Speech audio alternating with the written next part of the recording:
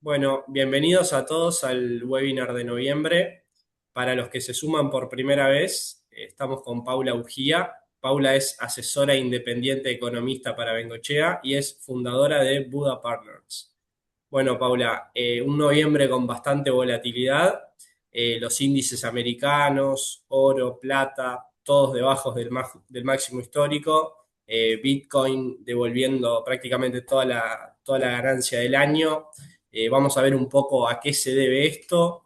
Principalmente entiendo que son por dos factores. El primero es la incertidumbre si la Fed va a recortar tasas en la reunión de diciembre o no. ¿De qué depende esto? Bueno, de a qué le dan prioridad. Si le dan prioridad a los datos de empleo débiles que tiene Estados Unidos y si recortan tasa, o en cambio si mantienen tasa por la amenaza de la posible inflación.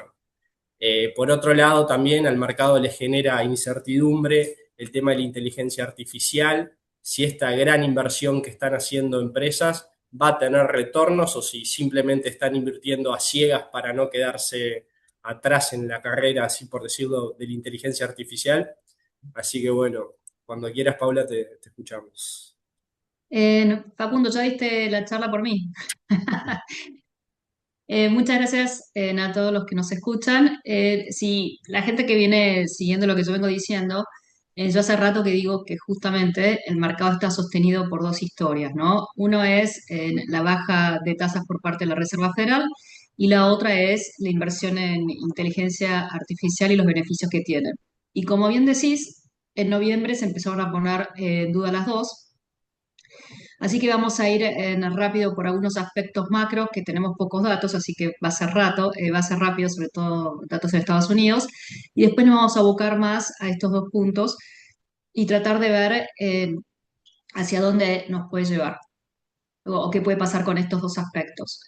Por ahora, lo que se sabe de la economía de Estados Unidos es que se espera para el próximo trimestre, del tercer trimestre, bueno, pues, que ya se cerró, un crecimiento cercano al 4%, que esto es lo que hace la Fed Atlanta, que suele adelantar un número utilizando toda la data disponible. Y esto es nuevamente mucho por consumo, pero después también por el tema de inversión en tecnología. Yo en el pasado, la forma que uno veía la economía de Estados Unidos es, miraba cómo estaba el mercado de empleo, que ese empleado tuviese ingresos por encima de la inflación y que consumiera. Eso era dos tercios de la economía. La fisonomía, y también lo venimos diciendo este año, la fisonomía de la economía de Estados Unidos cambió. Hoy lo que es inversión, sobre todo, y productividad, sobre todo por el lado de tecnología, aporta tanto al Producto Bruto como el consumo. Esto no es un tema menor, porque si en algún momento se empieza a dudar de lo que es el CAPEX, de la inteligencia artificial, esto también va a tener un correlato de las expectativas que uno puede tener con respecto a la economía de Estados Unidos, ¿no? Así que no es un tema menor, como digo, la fisonomía eh, del Producto Bruto de Estados Unidos no es exactamente como era antes. Con algunos datos que hemos tenido el último mes, los PMIs se siguieron reportando, que recordemos que son encuestas a managers de compras. En la parte de manufacturas vienen abajo un nivel de 50 desde hace casi un año. Esto podríamos decir que son niveles eh, recesivos, pero bueno, realmente hay un parate en el lado de manufacturas que tal vez uno hubiese esperado que con aranceles y sustitución de importaciones hubiese tenido un repunte, la verdad que no. Y en la parte de servicios que viene relativamente bien. Y lo que se ve en los subcomponentes de estos índices es que todo lo relacionado con empleo muestra cierto deterioro, aunque no catastrófico. En la parte de demanda es débil en manufacturas y es relativamente buena en servicios. Y en ambos casos presión sobre precios, sobre todo fue muy llamativo que el índice de servicios el índice de servicios, el componente de precios alcanzó un nivel de 70, recordemos que 50 es un nivel neutral. Así que eso es un poco, creo que esto es un poco un resumen de cómo está la economía de Estados Unidos. Cuando uno trata de verlo, como bien dijiste, ¿no? Ese trade-off que tiene la Reserva Federal entre inflación y empleo, con los pocos datos que tuvimos, uno usamos ADP privado para ver cómo venía la creación de empleo. Es un poco volátil, ha tenido meses negativos, eh, pero bueno, el último mes fue 30.000, 50.000. La realidad es que esto condice un poco con un reporte de empleo, que probablemente se reporte esta semana, con un crecimiento de empleos de un 50.000. Es un nivel relativamente bajo. Recordemos que esto está compensado por una menor demanda, por todo el ataque hacia el inmigrante indocumentado, ¿no? Entonces, eso mantiene un desempleo en raya, en niveles de 4 a 4,5. Entonces, no hay despidos masivos, hay grandes empresas como Amazon, Starbucks, que han anunciado despidos, sobre todo porque están ganando productividad por el lado de inteligencia artificial, pero no hay despidos masivos, ¿no? Entonces, el mercado laboral muestra un deterioro no preocupante. Si solo miramos este dato, decimos que la Reserva Federal puede bajar tasas sin ningún tipo de problemas, esa es la realidad, es suficiente para que baje tasas.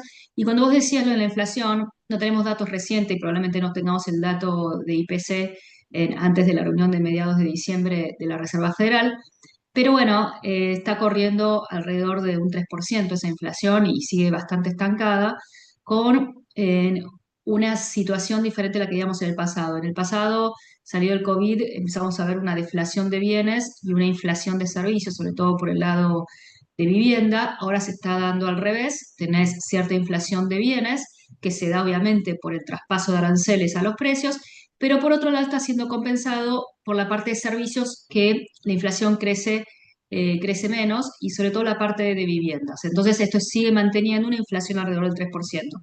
Yo he acuñado las últimas semanas una frase que dice que el 3 es el nuevo 2, ¿no? Yo creo que la Fed puede convivir con una inflación del 2%. Siempre el 2 fue un número mágico. Y también esto nuevamente muy relacionado con aranceles, así que el 3 de inflación tampoco me preocupa. Si es por eso, por la inflación y el dato de empleo, yo creo que deberíamos ver una baja de tasas en diciembre. Sin embargo, antes de la última reunión de la Fed, el mercado descontaba un 90% de probabilidad que se bajen las tasas. Cuando Powell habla en la última reunión de la Reserva Federal, eso baja a 60, porque dijo que la tasa de diciembre, la baja tasa de diciembre no estaba asegurada. Y después de lo que pasó la semana pasada, que ahora les voy a contar, esa probabilidad cayó un 40%. Entonces hoy el mercado está poniendo en dudas que haya otro recorte de tasas. ¿Y por qué se da esto?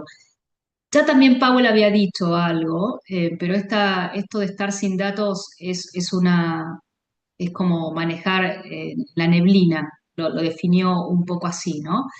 Y la semana pasada hablaron muchos miembros de la Fed, algunos diciendo que había que bajar y hasta 50 puntos, ¿no? Miran o Waller, que ya eran los que decían lo mismo en la reunión anterior, pero otros decían que no había que bajar, eh, y otros que no estaban seguros. Entonces, de esos 12 miembros, hoy en día no te da la cuenta para necesariamente tener una baja de tasas. Entonces, como dije, esto ha sido un gran soporte para el mercado, y esta duda eh, puede poner una alerta en un mercado que en otra situación tal vez no hubiese sido muy grave, pero recordemos que es un mercado que viene con un posicionamiento muy alto, una euforia, valuaciones altas. Entonces, toda mala noticia le pega más que si estuviéramos en una situación más cautelosa de los inversores. El otro gráfico de la derecha salió esta mañana, que son los jobless claims. Finalmente lo tuvimos, es el primero que saca el US Department of Labor. Este es fácil porque es la gente que pide subsidios, o sea, debe ser un número bastante más fácil que sacar que los del reporte de empleo. Y como se ve, la verdad que viene un número 220, arriba de 228.000, pero son números que ya veíamos viendo antes, y lo que marca es un mercado donde no hay muchísima destrucción de empleo, no hay mucha creación de empleo, pero tampoco hay mucha destrucción de empleo.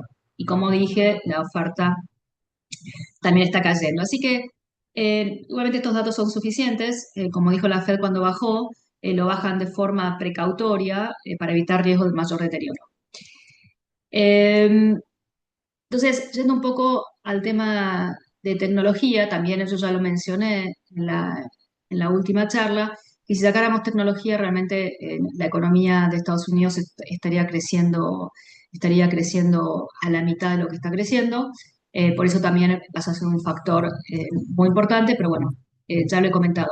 Y después hay un factor sociológico que a mí me parece muy interesante, que en algún momento creo que se va a discutir mucho, que no se está hablando mucho todavía, en los gráficos de la derecha, donde uno ve es que la inteligencia artificial está reemplazando más al junior employee más que al senior, ¿no?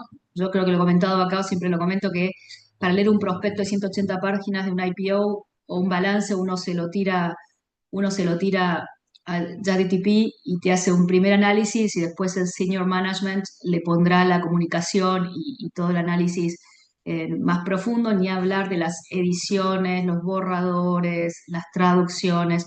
Creo que todos de alguna medida lo usamos o para informarnos o hacer un reporte inicial sobre algo. Obviamente no tienen, uno no puede sacar nada con solo ChatGPT, pero sí reemplaza ese primer escalón.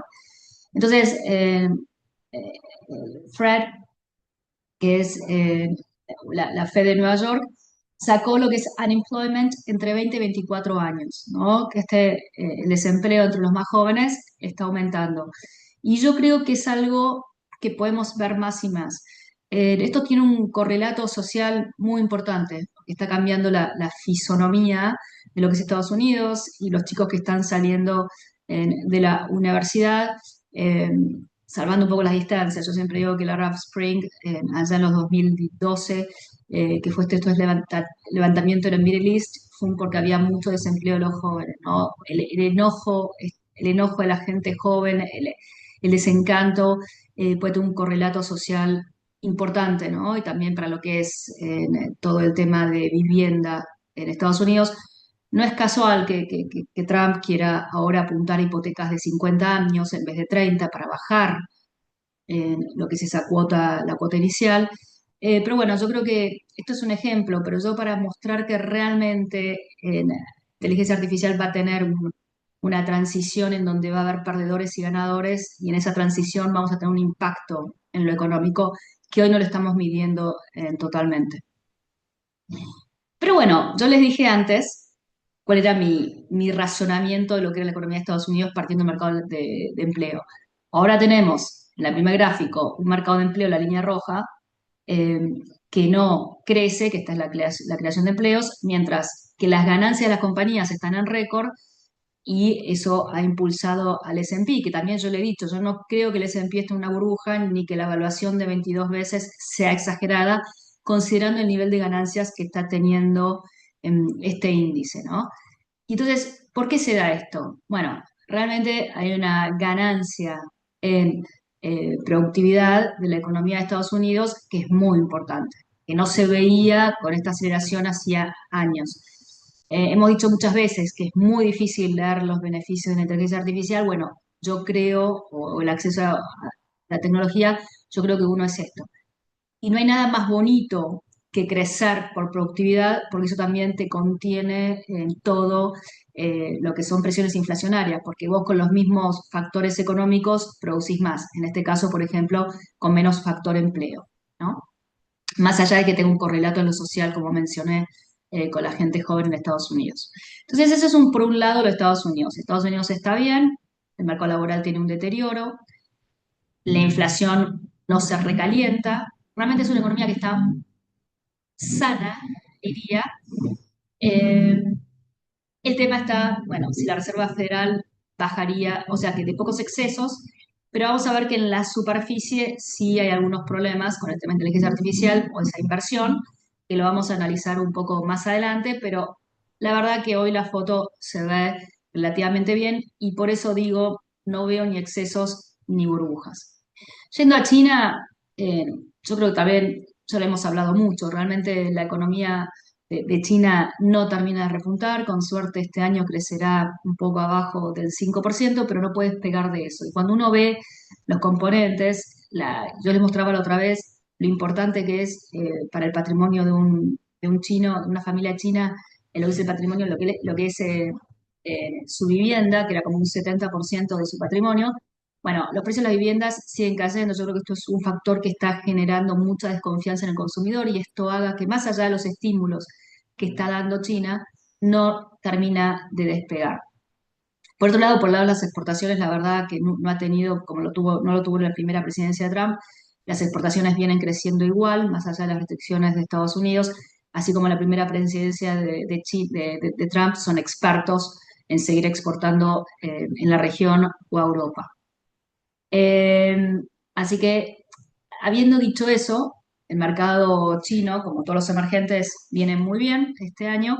Y esto es en parte porque también está teniendo ese impulso de inteligencia artificial. Cuando Xi Jinping le dice a las empresas chinas, no quiero que use los chips en InView, aunque te lo den, está haciendo que China esté desarrollando sus propias tecnologías, ni hablar lo que son en energías renovables, en energías renovables o eh, autos eléctricos. Por ejemplo, el otro día el CEO de InView decía que en la carrera esta de, de inteligencia artificial China tiene una ventaja y es en la generación de energía, ¿no? Que probablemente tenga más acceso a energía de lo que pueden tener otros países desarrollados, por ejemplo.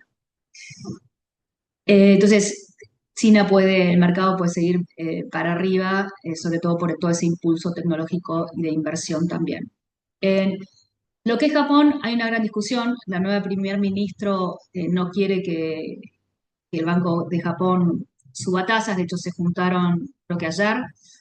El Banco de Japón quiere subir tasas. La nueva primera ministra tiene una historia de Abenomics. Abenomics trabajaba con expansión fiscal, bajas tasas y un yen depreciado. Eh, Veremos esta disputa intelectual cómo sigue, pero ella piensa dar estímulos fiscales. Yo siempre, ¿por qué menciono Japón? Primero porque el nivel de tasas de Japón o el nivel de yen son importantes para lo que es ese gran ahorrador del mundo y el gran proveedor de liquidez en el mundo. Si no, recordemos lo que pasó el año pasado en agosto cuando tuvimos esa crisis de carry trade, cuando el yen se acercó a 140. Bueno, está arriba de 150 de vuelta. Tenemos una primer ministra que no va a poner palos en la rueda para ese yen depreciado y para esas tasas japonesas todavía más bajas. Pero bueno, entonces eso es una buena noticia para las inversiones del resto del mundo. Pero bueno, es una economía muy interesante y donde también el mercado viene muy bien, sobre todo porque hicieron mejoras muy importantes en lo que es gobernanza corporativa y están teniendo importantes mejoras en su rentabilidad las empresas. Bueno, yendo un poco a los activos financieros, siempre me gusta empezar por la curva de rendimientos de los bonos del tesoro, puede ser un buen resumen de cómo el bonista ve la macro, ¿no? Lo que pasó el último mes es que los rendimientos de los bonos del tesoro subieron, ¿no? Más o menos 10 puntos básicos, subieron sin apalancamiento, sin un cambio en la fisonomía de esta curva, no se apalancó más ni se aplanó más. Y en ese sentido, las cortas también subieron por estas menores expectativas de baja de la Reserva Federal o está puesta en duda. Y la de 10 años en repunta. Yo se los he dicho muchas veces, nosotros vemos un rango para lo que es los rendimientos de los bonos del tesoro de 10 años, entre 4 y 4,5, por eso no hemos hecho y hoy estamos a mitad de camino en 4,20, no hemos hecho ninguna apuesta de duration este año. Porque seguimos pensando que el nivel con valores es lo que llaman la panza, que es entre 3,5 y 5, pero que realmente con todo lo que está pasando en Estados Unidos a nivel de endeudamiento, deuda, y ni hablar si Trump va a entregar $2.000 a cada norteamericano, es el beneficio. Me causa gracia con eso, porque dice, uy, es el beneficio de aranceles, se lo voy a dar con $2.000 a cada norteamericano. Más populista que eso, no hay. Acá en el 2023 tuvimos un candidato que hizo el plan platita, ¿no? Entonces eso me hace acordar ese plan platita, esa cosa populista. Pero el problema con eso que tenés es que todo el beneficio de aranceles, que realmente se recaudó mucho más de lo que se esperaba, y yo debo decir que fui la primera crítica en lo que eran los aranceles, y le viene saliendo muy bien a Trump por las inversiones prometidas a Estados Unidos, porque no ha tenido un problema de inflación y no ha tenido un problema para la economía. Yo igualmente creo que una economía más cerrada es menos eficiente a largo plazo, pero se dio con el beneficio de esa inteligencia artificial, así que se dio un buen timing, entonces no ha tenido problema. Pero bueno, volviendo al tema de aranceles, toda la recaudación de aranceles compensaba lo que es el Beautiful Bill, que es la baja de impuestos que se va a profundizar el año que viene en Estados Unidos. Si llega a ser esto, que yo no lo, para mí fue un anuncio, no creo que lo van a hacer, después empezó a decir, bueno, para familias con menos de $100.000 de ingresos anuales, o sea, lo empezó a mitigar un poco, pero si hace eso, el déficit fiscal de Estados Unidos sería mayor. Es interesante porque hay que ver toda esta Beautiful Bill y todas estas políticas de expansión fiscal, que es más una baja de tasas de la Fed, que ya de por sí las tasas están más bajas de lo que estuvo al pico, recordemos que estaba arriba de un 5 y probablemente se planten un poco abajo de 4, que eso es otra cosa interesante, ¿no? Con una inflación de 3 tu tasa neutral no es más 3 cuando la inflación era 2. Ahora tu tasa neutral es arriba de 3. Entonces, ¿cuánto más puede bajar tasas la Reserva Federal? Eso también es un tema importante, pero sí, en cambio, vas a tener una política fiscal más expansiva el año que viene con una baja de tasas. eh, y ni te digo si en algún momento tenés QE, que ahora vamos a hablar un poco de eso. Pero bueno, eso, todo ese impacto positivo en la economía de Estados Unidos, hay que ver un poco cómo se da, pero podría ser expansivo, ¿no? Con un Paula, riesgo de un brote una inflacionario. consulta ahí. En el Sí. caso que la Fed no recorte tasas en diciembre y mantenga, ¿se podría ver igualmente después de ya ese dato visto el rally navideño famoso? ¿O sería un condimento para frenar ese rally típico de fin de año que siempre vemos?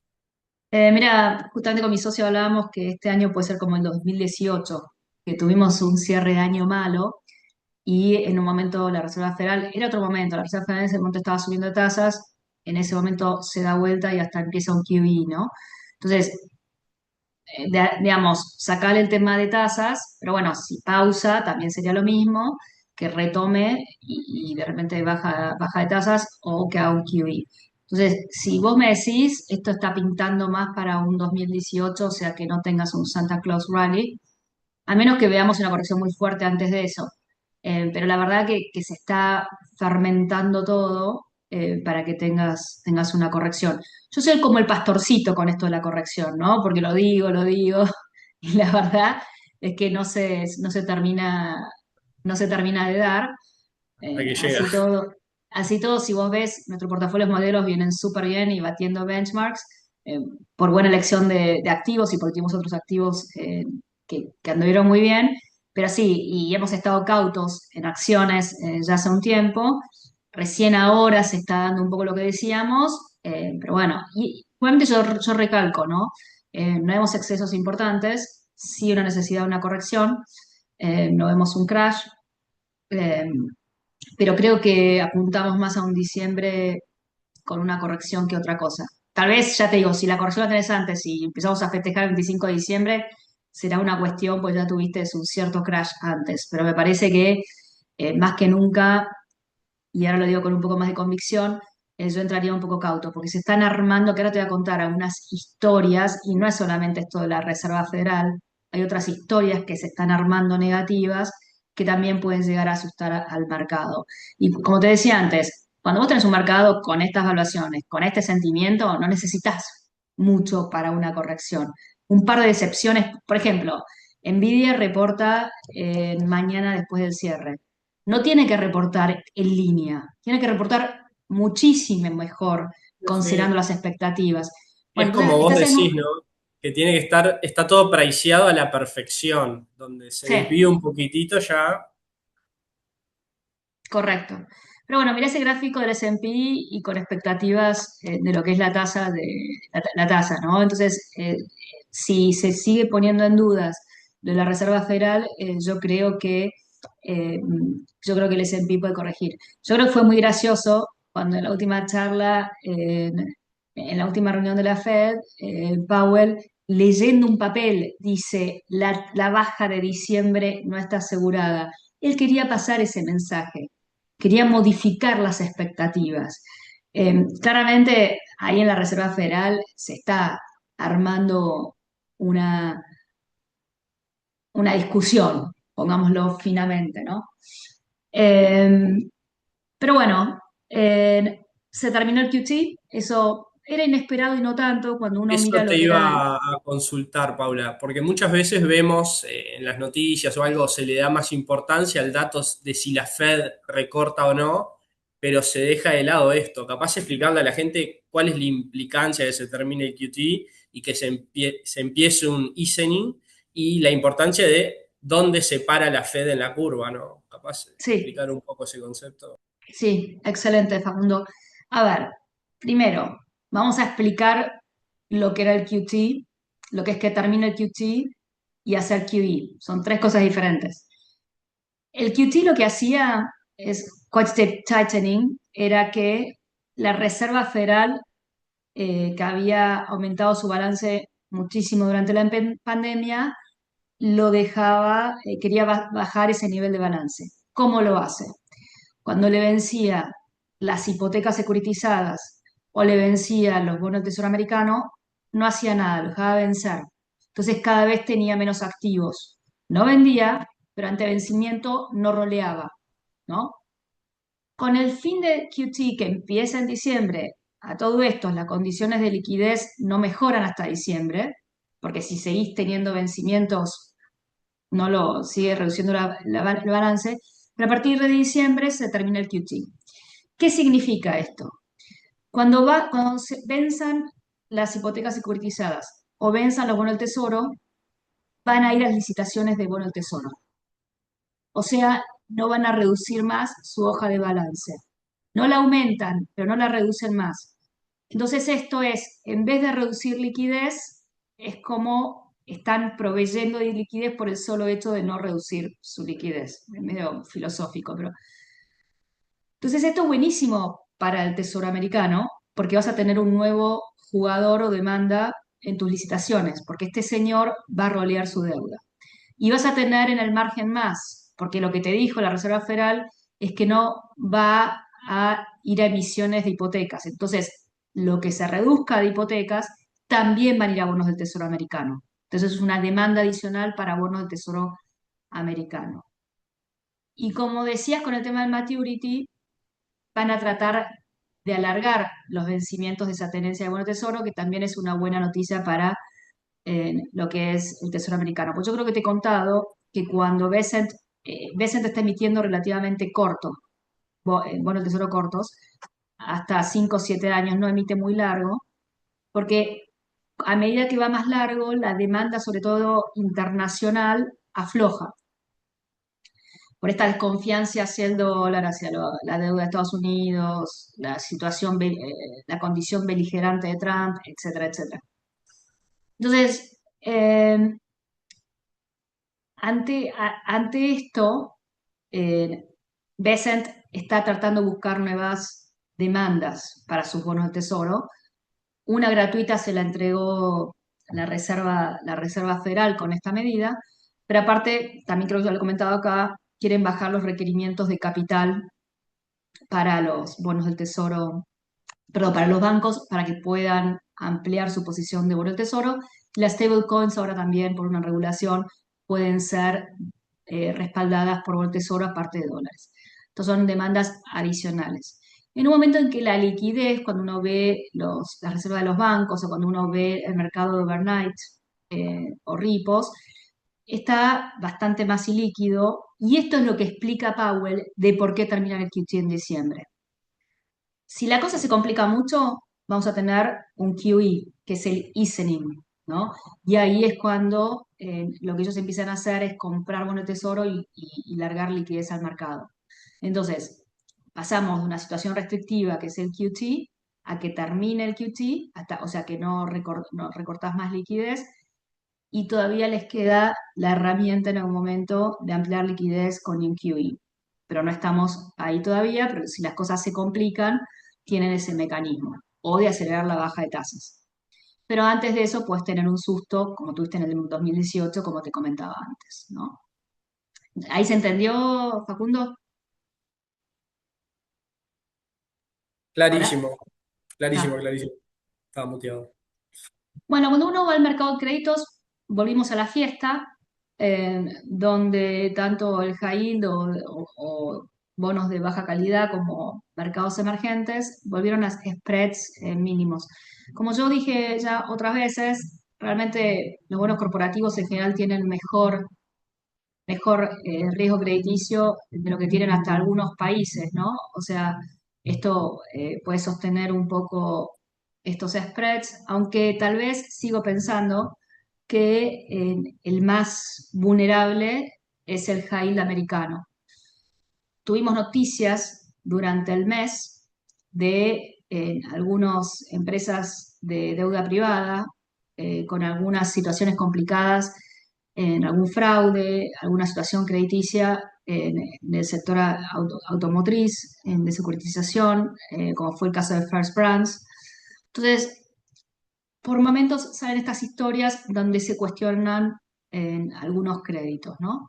Entonces, ahí en esa situación seguimos pensando que el high yield sigue siendo un poco más vulnerable y tenemos una preferencia por lo que es mercados emergentes. No voy a ir página por página, pero sí es verdad que los spreads en el primer gráfico del ENVI, los spreads de mercados emergentes están en mínimos y también se ven muy bien en contra cuando uno compara mercados emergentes investment grade con investment grade en el mundo siguen teniendo un spread 84 arriba, pero es menor de lo que han tenido en el pasado. Pero la realidad es que cuando uno mira, por ejemplo, cómo ha cambiado la calificación de mercados emergentes con respecto al pasado, vemos una mejora en calificaciones en general, donde aumentó los A, los AA como porcentaje total, y los B han reducido y se han ampliado los W. O sea, en el margen sigue habiendo más upgrades que downgrades emergentes. Y inclusive cuando uno ve algunos créditos en high yield, en realidad están muy influenciados por el código postal, como puede ser Ecopetrol en Colombia, pero en realidad son créditos que son muy positivos. Entonces, mercados emergentes sigue siendo una historia que todavía pinta bien, que después lo vamos a atar un poco a lo que vamos a hablar del dólar y cómo emergente se sigue beneficiando de la situación del dólar.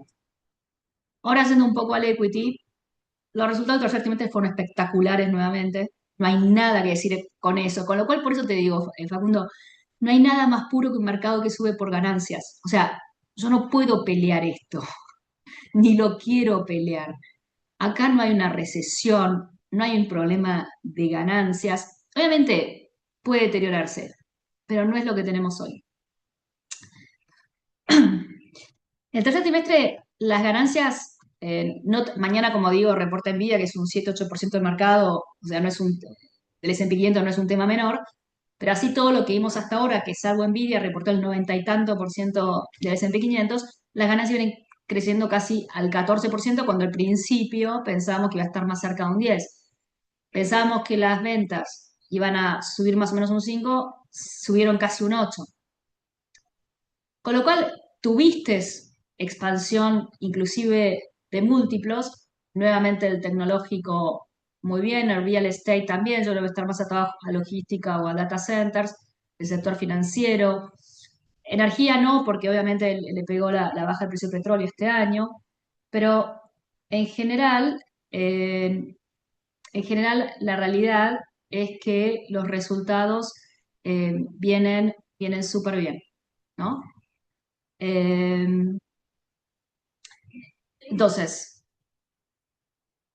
Paula, ahí disculpa, te consulto. ¿Crees que la tendencia de que lo que tira el mercado, lo que hace subir, por así decirlo, el S&P 500, va a seguir siendo el sector tecnológico o podemos ver para el año que viene un cambio de paradigma y que sea más los sectores defensivos o value, por así decirlo? bueno, ahí está un poco el tema. eh, Perdón, ¿eh?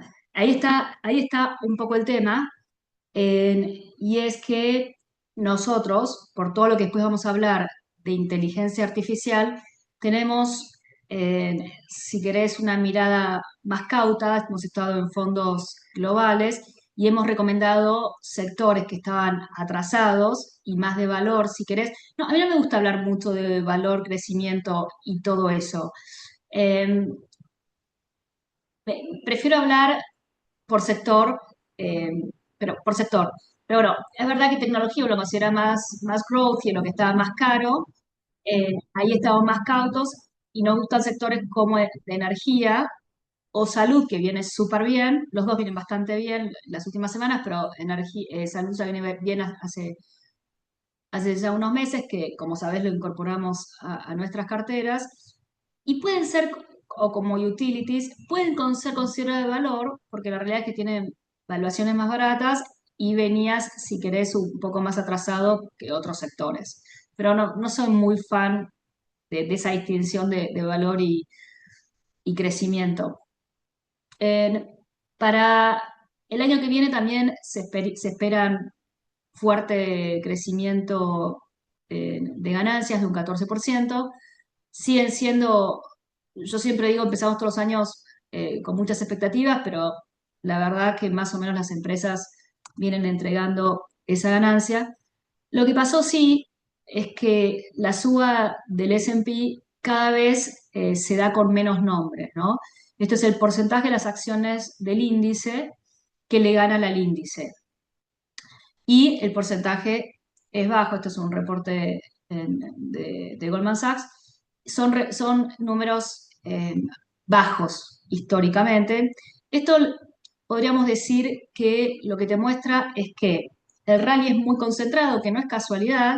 Hoy el 40% del S&P 500 te lo va, y eso va a responder un poco a tu pregunta anterior, el 40% del índice es el S&P, es la mitad del CAPEX y es 60% de crecimiento de ganancias.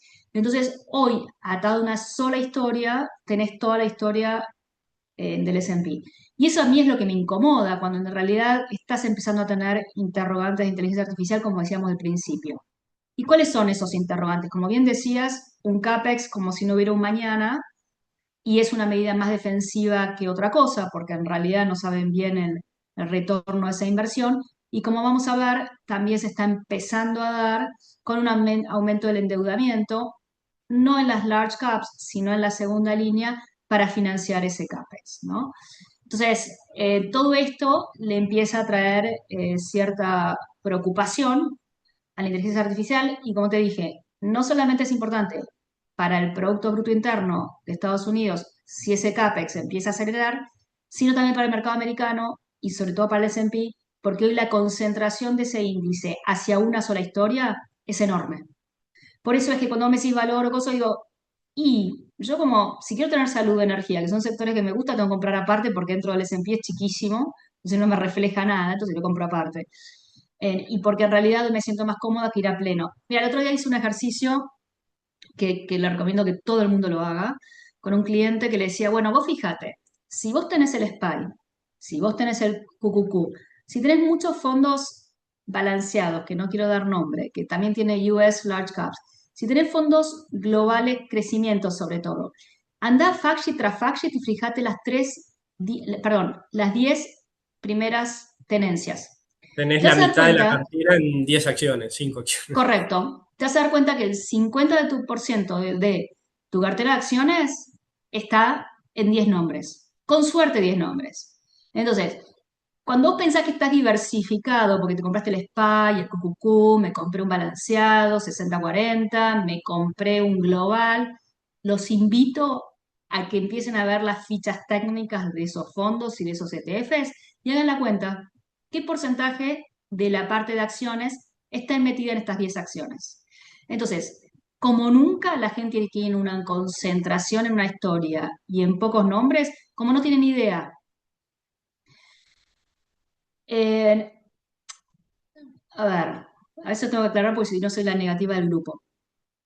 Yo creo en inteligencia artificial y muchas de estas compañías tecnológicas son extraordinarias, solo que me molestan los excesos. Sí, Eh, ser consciente de la concentración en la que uno está invertido, ¿no? No decimos que no funcione, pero ser consciente que es muy concentrado. sí, llamar a tu cliente y decirle, bueno, vos sos así de agresivo, te bancás una corrección. Pues yo te estoy diciendo que yo espero que, no sé, el S&P corrija un 10-15. No pretendo un 30. Pero lo que significa es que ya está pasando. vos tenés algunas tecnológicas de segunda línea que ya corrigieron 30 o 50%. La gente no se entera porque mira esas 7 acciones, pero en la superficie tenés empresas que han caído mucho más. Sí, sí, Y si no, vos pero si ves, el SPY corrige, no sé, 10, 15%, ponle 10 o lo que sea, esas blue chips de inteligencia artificial pueden corregir tranquilamente doble dígitos grandes, ¿no? así es, 15, 20%. sí, así es. Y cuando luego lo ves por sectores, en la línea verde, lo que tuviste las últimas semanas es que justamente lo que aflojó un poco es, eh, esto es en todo el año, lo que aflojó un poco fue tecnología, utilities, viene ahí segunda línea relativamente estable. Después tenés consumo discrecional e industrial. Y el que viene subiendo desde octubre, y eso que yo te decía, es XLB, que es salud, ¿no? Que también ha estado bastante estables la última semana. Y también energía, a pesar del precio del petróleo, viene ahí más o menos bien. Consumo básico, que es el último, viene medio flojo, pero bueno, y real estate por el tema de tasas sobre todo largas. Pero lo que estás viendo es eso, ¿no? Que tal vez las últimas semanas el tecnológico está aflojando y otros sectores más estables o más defensivos o de valor, como te gusta llamarlos a vos, están como sosteniendo bastante mejor. Y yo creo que la corrección va a venir con esta fisonomía, ¿sí? Que nuevamente va a dar grandes puntos de entrada porque acá no hay excesos, ya sabemos que no es el dot-com, no es el dot-com, pero sí hay algunas preocupaciones de segunda línea y es esto lo que quiero hablar ahora, ¿no? Obviamente, cuando uno lo mira como un todo, las empresas más grandes que vienen invirtiendo en Google, Amazon, Meta, Microsoft, Oracle, vienen haciendo con el CAPEX con operating cash flows importantes. Buenísimo, lo hacen con caja. Pero ese free cash flow que tenía las Magnificent Seven, que venía creciendo a niveles muy altos del 30, 20, 10%, no crece más. O sea, es como si estuviesen usando casi todo el free cash flow para esta inversión. Entonces, cuando hace unos años las compañías tecnológicas del S&P 500, el porcentaje de cash sobre el total de activos era casi un 30%, hoy era un 15%. Nada dramático. Pero nuevamente, como yo te decía, hay que distinguir un poco, ¿no? En el primer gráfico, cuando vos ves los spreads de lo que son las compañías que están invirtiendo en inteligencia artificial, están aumentando 80 puntos básicos, o como se ve en el gráfico de arriba, las acciones venían creciendo de lo de AI, pero lo que es el crédito venía empeorando. Y abajo se vio lo más llamativo, los CDS, por ejemplo, Dora con la línea negra, que subieron casi a 100 puntos básicos. Y el de Meta es el rojo, también subió. ¿Por qué estos casos particulares? Y por eso ¿por qué te decía? Nosotros sabemos que Google, Amazon, todas estas generan un free cash flow infernal y eso lo usan para inteligencia artificial. Bueno, Oracle se está endeudando. Meta también se está endeudando, pero bueno, genera bastante caja. Pero a Meta la golpearon mucho con el último número de CAPEX, cuando el trimestre anterior lo habían festejado, porque le recordaron que Meta de una forma metió en el betaverso que no le sirvió para nada. Entonces cuestionan en esto de CAPEX, che, Meta lo estará haciendo bien. Yo quiero aclarar que cuando un CDS aumenta así, o sea, el Credit Default Swap, no quiere decir que Oracle haga default, sino que hay inversores que se están protegiendo de una ampliación de spread en Oracle vía CDS. Entonces, eso es lo que estás viendo. Y también en empresas como Meta y otros, ¿no? Eh, Así que Perfecto, Pablo. es Y ahí algo capaz que, para explicarle a la gente un poco qué es un CDS, es simplemente como si fuese un seguro, por así decirlo, que el emisor del que compramos el CDS, en el caso que incumpla, nosotros cobramos por ese incumplimiento, ¿no? correcto. Por eso te digo que por un incumplimiento, pero también el CDS aumenta cuando el riesgo crediticio aumenta sin necesariamente llegar a default. Eso quiero aclarar, que no es que Oracle vaya a defaultear su deuda, No, no. sino que se espera un deterioro en su calidad crediticia. ¿Sí? Intel también se está endeudando, viene un endeudamiento muy bajo, y obviamente tiene el apoyo del Tesoro americano, tiene un endeudamiento muy bajo, o sea, no va a ser nada dramático, pero hay muchas empresas que tienen free cash flow negativo los próximos años. AI no sé si va a salir al mercado, pero bueno, también no genera plata, o sea, entonces, por eso te digo, una cosa es la primera línea, los hyperscalers o estas Magnificent Seven, y otras son Palantir, Oracle, Broadcom, donde tal vez no pueden sostener el mismo ritmo o tengan que hacerlo con endeudamiento. Y en algún momento, como le puede pasar a Oracle con este CDS, los bonistas le van a decir, che, che, pará. Y si Oracle dice, che, che, pará, eso van a ser menos chips de Nvidia, van a ser menos data centers. Entonces, nada dramático, pero con que bajen un poco las expectativas de estos CAPEX, que desacelere un poco este CAPEX, tiene implicancias para el mercado y para la economía. Entonces, eso es lo único, y yo ya te conté que es una sectora que está sosteniendo el mercado. Entonces, cuando yo meto todo eso en la bolsa, digo, uy, se pará, me pongo un poco cauta, ¿no? Clarísimo. No, Y, no, pero está y bueno se- pensado desde ese punto de vista, ¿no? En la euforia que hay, bueno, ¿cuáles son los riesgos que tenemos o qué puede llegar a generar una corrección? Meta inclusive está aumentando, está sacando algunos bonos, pero también está, eh, está sacando algunos bonos, pero también se está endeudando con crédito privado, por ejemplo.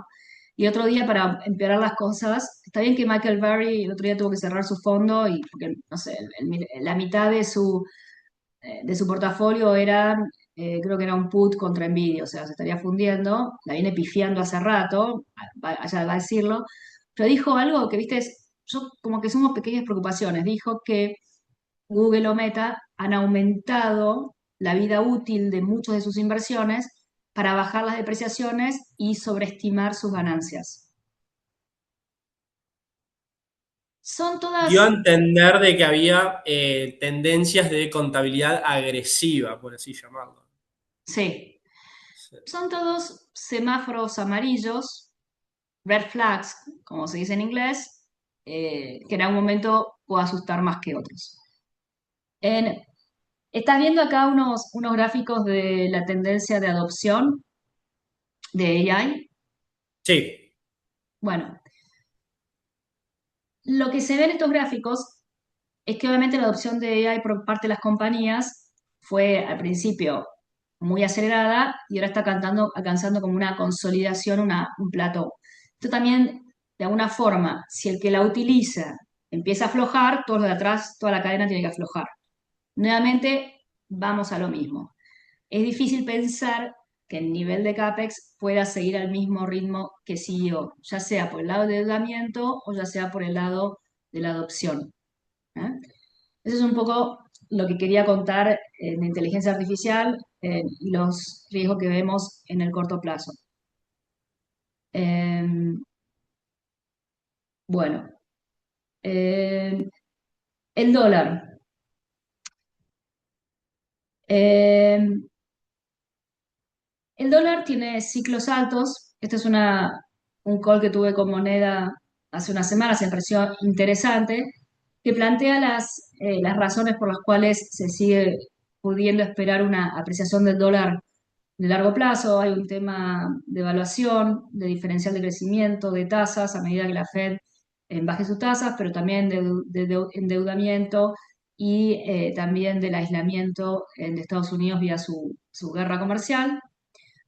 Esa depreciación, obviamente, del dólar ha beneficiado, sobre todo en retornos para este año, a Europa emergentes, pero particularmente también a Latinoamérica, China y a todos los países afuera de Estados Unidos. Hoy la depreciación del dólar fue un factor muy importante para lo que fue el retorno de los activos afuera de Estados Unidos, que es una tendencia que nosotros recomendamos desde principio de año y la verdad que dio sus frutos. Y otra cosa que me pareció interesante es el performance y que está muy en línea con lo que estamos viendo en los mercados en Latinoamérica. ¿Cuál es el performance del MSCI Latam o de la deuda emergentes cuando tenés lo que es considerado un gobierno market friendly a uno más intervencionista, ¿no? Azul es el market friendly, o sea, políticas amigables para el mercado, y la roja más intervencionista. En el caso del primer gráfico, para las acciones y la otra para el crédito. Entonces, esto es lo que está pasando en Latinoamérica, ¿no? Chile subió un 50% y lo que pasó el domingo en Chile en la primera vuelta, donde Jara gana por menos puntos de lo que se esperaba y que da casi certeza de que en el balotaje de diciembre gana Cast y otros aliados de centro derecha, lo que ya vimos en Bolivia, lo que ya vimos en Ecuador, que es también lo que se espera para el año que viene en Colombia y Brasil. Y con respecto a Brasil, yo creo que es interesante seguir un poco, porque digamos, si hasta ahora hicieras una encuesta en un balotage, gana Lula o ganaba Lula. Y como nosotros vemos, la aprobación de Lula había aumentado cuando se pelea con Trump, después se junta con Trump, eso fue una victoria para él, pero con lo que pasó en Río, que es la masacre que hubo en Río y los problemas de seguridad que está teniendo Brasil, en ese aspecto, los brasileños mismos te dicen que en realidad Brasil tiene, el tema de seguridad le puede jugar en contra a, a- a Lula y esto aumenta las chances de la oposición. Falta mucho, casi un año. El candidato de la derecha mejor posible es Tarcísio, que es el gobernador de San Pablo, que tal vez como vice llevaría al gobernador de Minas Gerais. Eh, veremos qué pasa, pero yo creo que ese tren electoral de Brasil puede seguir funcionando, a nosotros nos gusta. Eh, hay- es verdad que la WZ subió más de 30% este año, pero cuando uno mira la WZ en el largo del tiempo, ha estado en un canal en los últimos 10 años y las valuaciones, a pesar de las subas, siguen siendo las más bajas internacionalmente y con un dividend yield del 6%, o sea, ahí sigue habiendo una oportunidad. Eh, bueno, para terminar, un poco con el oro corrigió más o menos un 10% de su máximo, había tenido una suba exponencial y con mucha euforia. Cuando vos tenés un activo que se comporta así, en algún momento corrige. Nosotros pensamos que es una corrección parecida a la de abril, que acordás que había llegado a 3.400, corrigió 3.100, 3.200. Esto sería algo similar. Como te Sí. digo, cuando uno veía las posiciones de ETFs o la entrada de plata a ETFs o la parte de futuros, la verdad que Esta había suba mucha fue un poco especulación. más retail, ¿no? La última parte de la suba. Correcto, sí, sí, sí, pues se dio con los ETFs, que es esa línea, la línea roja, la tenencia de ETFs, que estuvo cayendo en los últimos tiempos, como toma de ganancias. Eh, Esto se dio con un leve fortalecimiento del oro, perdón, del dólar en las últimas semanas, nada agresivo, pero bueno, se apreció un poquito. Eh, a todo esto también tuviste que el Bitcoin cayó por abajo de los 100.000, esta mañana estaba en 91.000, 92.000, realmente muestra mucha debilidad, muchos de los trades que tuviste este año era el debasement del dólar, ¿no? Y entonces eso se revierte un poco. Sin embargo, en el caso del oro, los factores estructurales siguen siendo importantes. Las compras por parte de los bancos centrales, que nosotros pensamos que va a seguir, y oro sigue siendo un porcentaje muy bajo de las carteras. 2%, 4%, son niveles muy bajos, tienen lugar para crecer, así como el ETF, si vuelve el optimismo en ese mercado. Eh, Así que para terminar, la verdad que nuestro posicionamiento, no los voy a aburrir con todo esto, pero es En el lado de acciones, cierta cautela, con fondos globales, nos gusta emergentes. En renta fija, la verdad este año ha venido muy bien, nuestra parte de renta fija ha subido más de un 7%, con fondos que usan medidas tácticas, con emergentes, estamos posicionados en emergentes, eh, ya tanto sea en acciones como en renta fija. Eh, por el lado también eh, de, de la renta variable, como te digo, estamos en algunos sectores como puede ser salud o energía, y nos siguen gustando las materias primas, particularmente el oro, la plata, el cobre y el petróleo. Nosotros pensamos que 60 es un piso realmente con todo lo que es. El otro día salió la Agencia de Energía de Estados Unidos diciendo que la demanda de energía va a subir un 13% para el 2030, que es un número grande para lo que venía siendo históricamente, un poco por toda la electrificación, la necesidad de electricidad en los data centers. Y ahí necesitas no solamente renovables, sino también necesitas nuclear, petróleo, porque con renovables no llegas a abastecer la demanda. Así que nada, ese es un poco, como le digo, duration, no estamos agresivos, no estamos comprando duration. eh, y creo que ya más o menos hablé de todo.